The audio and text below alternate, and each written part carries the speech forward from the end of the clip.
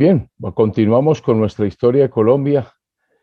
Eh, Viene pues la época en que Santander deja la presidencia. Tenemos en la presidencia de la República a José Ignacio de Márquez, que es el primer civil que sigue a Francisco de Paula Santander. Veníamos pues en gobiernos de militares.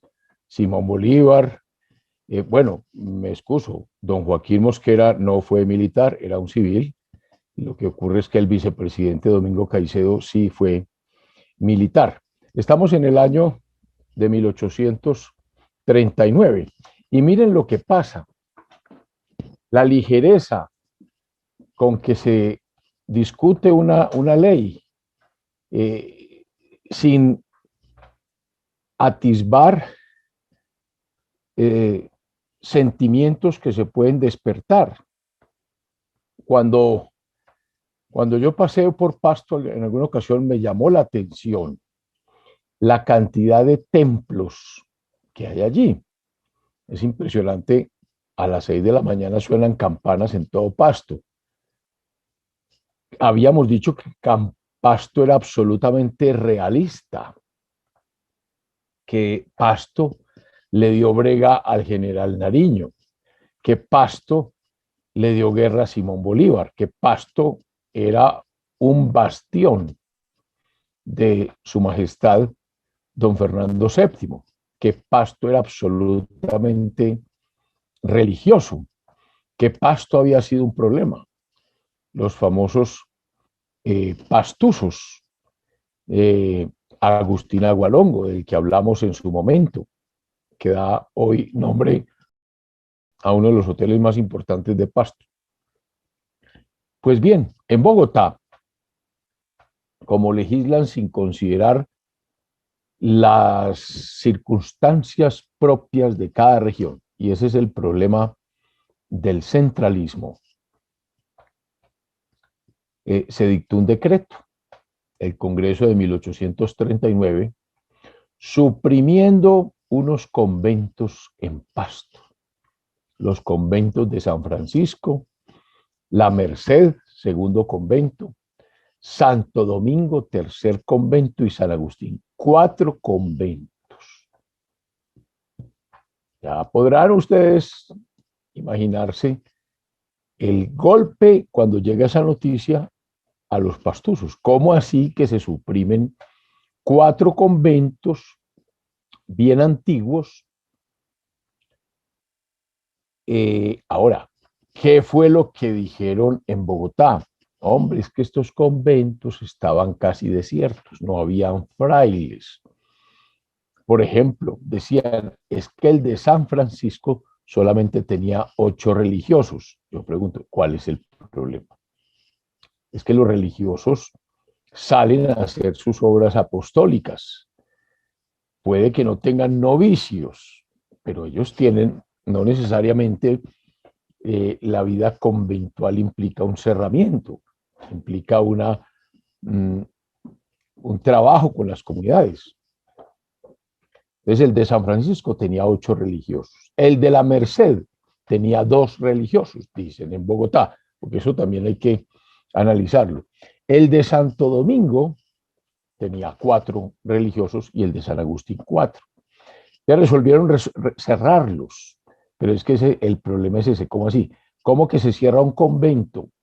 ¿El convento es de quién? ¿El patrimonio es de quién? ¿A quién se lo quitaron? ¿De qué comunidad era? ¿Las instalaciones eran de quién? ¿Eran de la comunidad? Porque cuando hay una cuestión religiosa, lo que los romanos llamaban res sacre, la cosa sagrada, eso es la vía de comunicación entre el hombre y Dios. Entonces no es tan fácil tomar una medida de estas, me parece ligera. Dijeron en Bogotá que la mitad de los bienes y rentas de esa cierre de conventos, yo me imagino entonces que los iban a vender, la mitad de sus bienes y rentas debían fomentarse a las misiones del Mocoa, por allá en el Putumayo, y la otra a los establecimientos de educación de la provincia de Pasto. Educación. Recordemos quién metió la mano en la educación. Santander. Recordemos que Santander venía de Europa y que había metido en el pensum académico las teorías de Tracy y las teorías de Jeremías Bentham, el utilitarismo, que en cierta forma, inspiradas en la época de la Revolución Francesa, pues implicaba un ateísmo, un, un laicismo. Y entonces, esta situación empieza a crear conmoción en la provincia de Pasto. Dicen en Bogotá que fue que el señor obispo de Popayán, que no es Pasto, que está más al norte, fue quien hizo la proposición y que los diputados de la provincia de Popayán fueron los que la defendieron en el Congreso. Y sin mayores análisis se decretó la supresión de los conventos. Y se armó la de Mi Dios es Cristo. 1839, acabando apenas de salir del lío de Urdaneta, acabando digamos, de comenzar esta naciente territorio, la República de la Nueva Granada, después de dejar el gobierno de Santander y ahora en pleno gobierno del único civil de José Ignacio de Márquez, pasa esto. Y cuando se trató de ejecutar dicha providencia en la ciudad de Pasto, el pueblo pastuso se amotinó. ¿Quién lo amotinó? Seguramente los mismos frailes en sus púlpitos, en tertulias, en reuniones, se amotinó el pueblo de Pasto, gritando que se quería destruir la religión católica, apostólica y romana, y entonces asedió el pueblo mismo al gobernador, a la poca tropa que tenía, y ese gobernador, para evitar un linchamiento, firmó una humillante capitulación. Estamos en el mes de julio de 1939 y esa capitulación la sometió a la aprobación del gobierno en Bogotá. En Bogotá apenas se conocen estos sucesos. Unos congresistas miran eso con indignación. ¿Quiénes? Los amigos de Santander. Ya habíamos visto Bentham, de Tracy, los liberales que no, digamos que recordemos que Santander era masón y que ya tenían un nombre distinto a liberales, ya tenían el nombre de progresistas. Oiga, pues, hoy hablando de progresismo, el nombre de progresismo viene de la época de los amigos de Santander, cuando el amotinamiento de los pastusos en 1839. Otros vieron con simpatía ese hecho de ese amotinamiento de los pastusos. Otra vez Pasto, como dijimos en alguna oportunidad.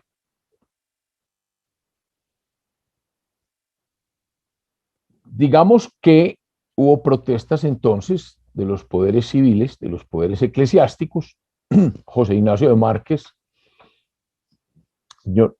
tal vez imprudentemente, desconoció la capitulación del gobernador, argumentando que esa capitulación fue arrancada por la violencia y expresando que no estaba en las facultades del Ejecutivo suspender el cumplimiento de una ley, porque había sido aprobado por el Congreso de la República. Y menos cuando eso fue producto de una sonada y un tumulto popular. ¿Quién era el arzobispo de Bogotá? Un Mosquera. Fíjense la importancia de los Mosquera. Ya hemos hablado de don Joaquín Mosquera, que fue presidente, que fue embajador en Chile. Ya habíamos hablado de Tomás Cipriano Mosquera, que dentro de poco lo veremos de protagonista, que estuvo cercano a Bolívar como edecán de Bolívar.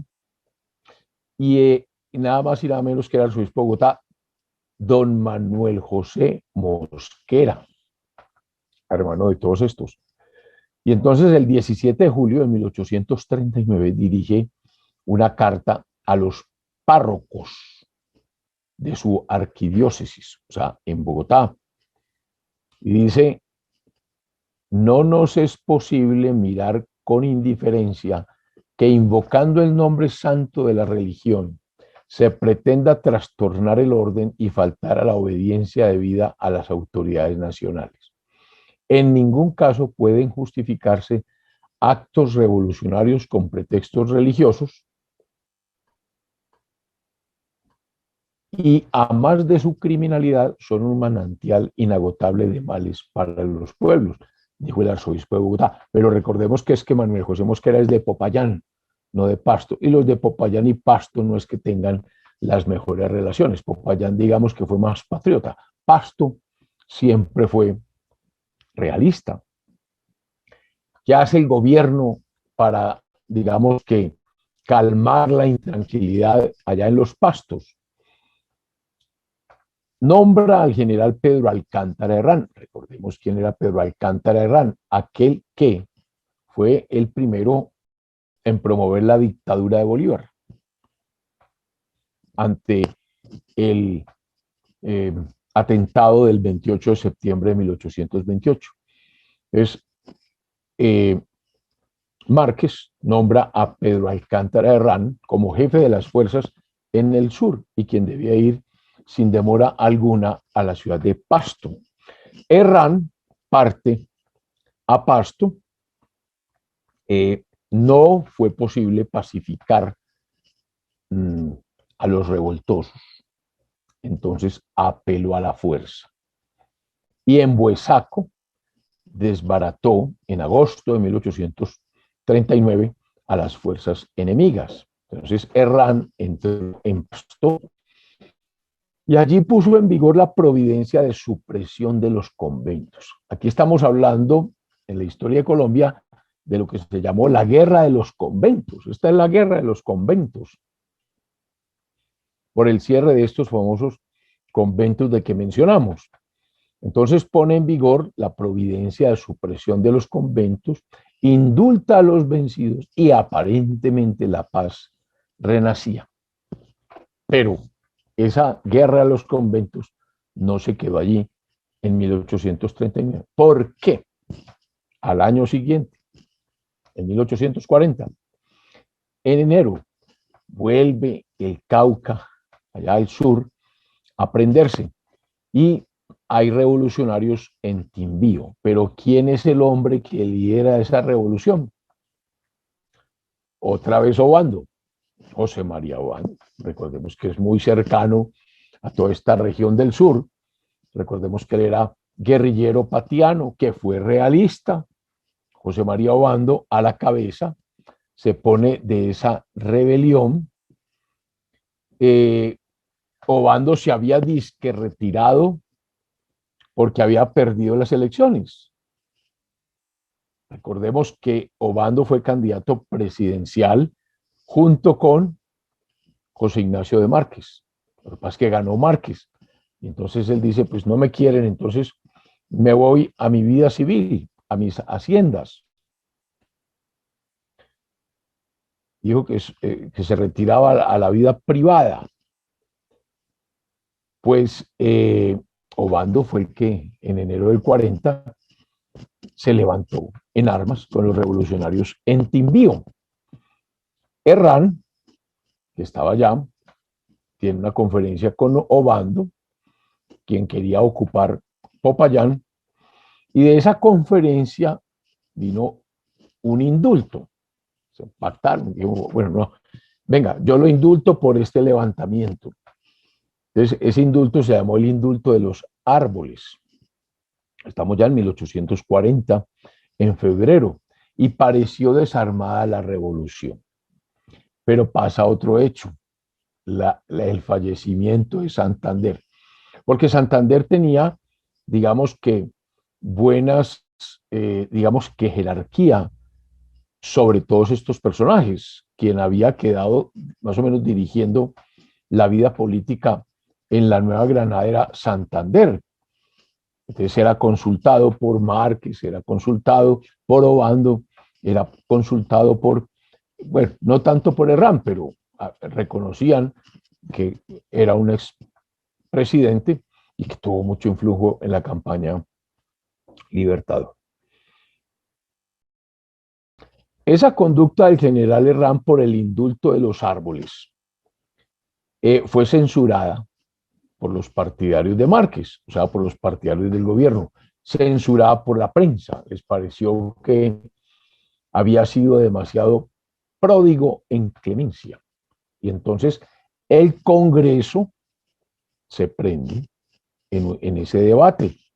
Se ocupó de ese proyecto de amnistía que había propuesto Herrán en el llamado indulto de los árboles. Los debates fueron violentos, sobre todo en la Cámara Baja, o sea, la Cámara de Representantes, entre los dos miembros o fracciones en que estaba dividido el famoso Partido Liberal. El general Santander, digamos que aparecía como jefe de la oposición que hacía al gobierno de Márquez, una oposición firme, pero comedida. Contra Santander se hablaba y se escribía a veces en la prensa duramente. Me imagino que todos estos anteriores bolivianos, pero Santander contestaba con chanzas, con frases sentenciosas o con el desprecio. Tenía en ese momento Santander 48 años, estaba en su plenitud, pero se le veía llegar a la Cámara, dice, con un gesto grave, serio, austero, un poco descompuesto y ajado su vestido. ¿Por qué? Porque Santander no usaba telas inglesas, ni telas francesas, ni telas europeas. Santander creía en la industria nacional y entonces compraba ropa hecha por los artesanos de la Nueva Granada, granadinos, y obviamente no estaba tan bien puestos, no era de tan buena calidad. Y entonces mencionan los historiadores Anao y Arrula que Santander llegaba ajado su vestido, un poco descompuesto por las telas ordinarias y baratas que se hacían en el país para fomentar la industria, como así lo decía. Sin embargo, los amigos de Santander le profesaban gran estimación, sus enemigos lo detestaban profundamente, pero lo respetaban. Lo quería el pueblo en general.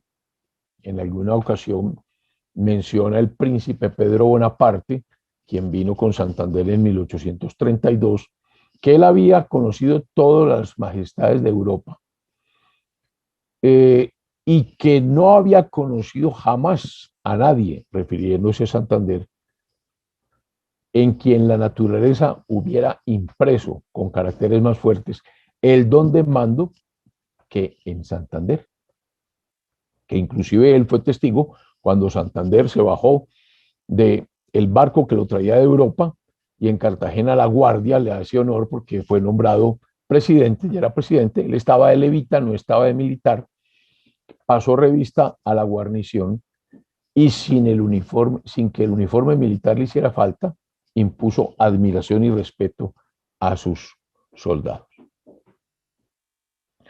En una de esas sesiones del Congreso, en marzo de 1840, el general Santander expresó su arrepentimiento por haber dado el voto sobre la supresión de los conventos de Pasto, diciendo que estaba, cuando emitió su voto, muy lejos de suponer lo que iba a resultar de esa supresión de los conventos.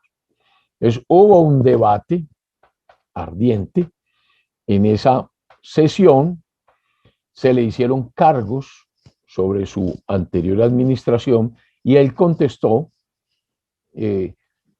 con mucho entusiasmo, con vibrante palabra, con concisión,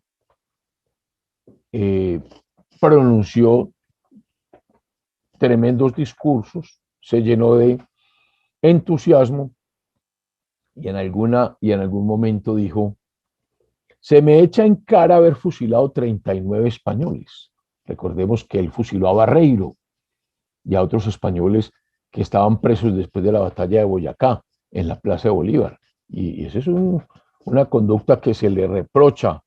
Y entonces dijo en el Congreso: pues solo me queda el sentimiento de que no hubieran sido 39.000. Y salió del salón muy enojado, muy conmovido, muy molesto, 1840, y no volvió más a la Cámara porque su salud se había francamente deteriorado. Dicen que él padecía una enfermedad crónica en el hígado, que esa enfermedad se le agravó y murió intempestivamente el 6 de mayo de 1840, 8 minutos antes de las 6 de la tarde, expiró, diciendo: ahora sí, adiós, mis amados amigos. Recibió los auxilios de la religión católica, al igual que Bolívar, un masón, termina reconciliado con la iglesia, de manos del arzobispo de Bogotá, Manuel José Mosquera. Su muerte fue muy lamentada, su cadáver fue enterrado con todos los honores en el cementerio de la capital de la República. Y desaparece en 1840 el segundo gran protagonista de la historia de la independencia de Colombia, Francisco de Paula Santander, aquel quien ayudó a Bolívar y quien se enfrentó a Bolívar. Recordemos cuando el Congreso de Angostura en Venezuela en 1819, que él no estuvo presente, cuando los venezolanos, que eran todos los que allá habían, más Francisco Antonio Sea, de Medellín granadino, ese sí estaba, dijeron que Colombia ya existía, que era una sola, y a Santander le molestó mucho eso, porque dijo que no fueron consultados, que eso fue una decisión de entusiasmo y que era una decisión tomada por los venezolanos. Y por eso tal vez nunca estuvo de acuerdo con la unión, o sea, con la famosa Gran Colombia. Pero recordemos que Santander, después de como líder, fue un gran líder militar, fue quien mantuvo el ejército granadino vivo en los llanos orientales después de 1816, cuando vino la reconquista por don Pablo Morillo. Él va a los llanos, él es el jefe allí, y al unirse con el otro ejército de llaneros comandados por Páez, y vino la rebelión de Páez porque estos nunca se entendieron bien, pues para no ocasionar una escisión, Santander renunció al mando y permitió que Páez lo tuviera. Ahí comienza esta gran diferencia entre estos dos grandes personajes de la vida. Pero Santander finalmente, recordemos que fue el que dijo, ideó la campaña libertadora, dijo que la independencia había que comenzar por la Nueva Granada, no por Venezuela. Fue el que logró convencer a Bolívar de pasar de sorpresa por el páramo de Pisba. Se dan las batallas del Pantano de Vargas, Boyacá, y él dirigió la vanguardia, un gran militar. Y una vez quedó liberada la Nueva Granada, entonces Santander fue el presidente, porque Bolívar tuvo que irse con Páez a liberar a Venezuela. Carabobo, Santander suministró ejército, los granadinos lucharon en Carabobo por obra y gracia de Santander, y luego Bolívar inicia la campaña del sur, y quien le da los soldados, los ejércitos, los dineros, Santander, que es el que tiene que organizar toda la república, y por Santander es que se pudo dar Bomboná, y se pudo dar Pichincha, y se pudo dar la grandiosa Junín, y finalmente Ayacucho, y la liberación de toda América. O sea, Santander fue un gran protagonista de la historia y gran defensor de la Constitución de Cúcuta de 1821, gran defensor de la legalidad, y por eso se molestó tanto